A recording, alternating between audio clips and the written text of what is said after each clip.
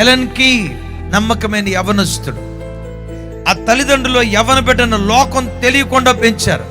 చిన్నతనం నుంచి అలా కోయర్లో పాటలు పాడేవాళ్ళు, మంచి భయభక్తులుగా బ్రతికేవాడు. ఇంజనీరింగ్ థర్డ్ ఇయర్కి వచ్చాడు అని దగ్గాడు, నోట వెంబడి రక్తం పడింది, హాస్పిటల్కి వెళ్ళాడు, క్యాన్సర్ వ్యాధి అని తేలింది. చివరికి ఆయనకు వచ్చిన క్యాన్సర్ ఏంటంటే టంగ్ క్యాన్సర్, నాలుక క్యాన్సర్ వచ్చింది.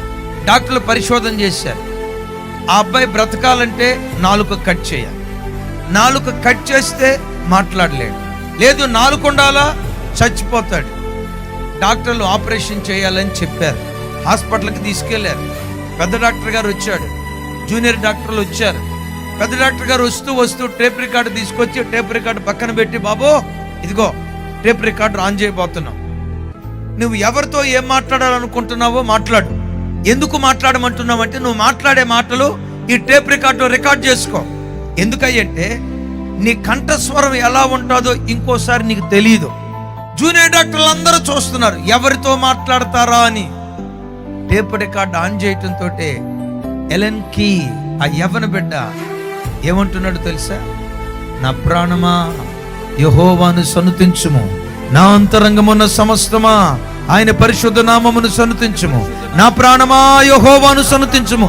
టేప్ రికార్డు ఆన్ చేసిన 15 నిమిషాలు praise God, praise God, praise God, praise God, దేవానికి స్తోత్రం, దేవానికి స్తోత్రం, దేవానికి స్తోత్రం, దేవానికి స్తోత్రం అని దేవుని స్తుతిస్తూనే ఉన్నాడు. కానీ అమ్మతో మాట్లాడలా, నాన్నతో మాట్లాడలా, తమ్ముడితో మాట్లాడలా, అన్నతో మాట్లాడలా, ఏ మనిషితో మాట్లాడకుండా దేవుని స్తుతిస్తూనే ఉన్నాడు.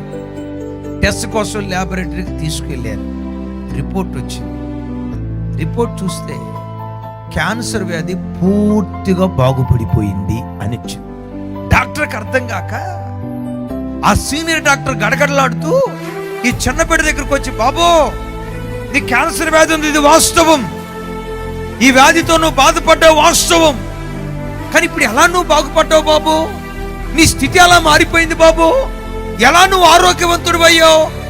ఆ సీనియర్ డాక్టర్ ఆశ్చర్యపోయి మాట్లాడుతూ ఉంటే ఆ యవ్వన బిడ్డ అన్నాడట, స్తుతి నా స్థితిని మార్చేసింది, స్తుతి నా స్థితిని మార్చేసింది.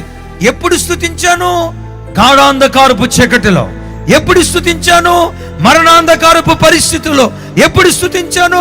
క్యాన్సర్ వ్యాధితో నాలుక కట్ చేయబడుతుంది అనే సంక్లిష్ట స్థితిలో, స్తుతించలేని కష్ట స్థితిలో నా దేవుని స్తుతించనే ఆ స్తుతే నా స్థితిగతులు విప్లవాత్మకంగా మార్చేసింది.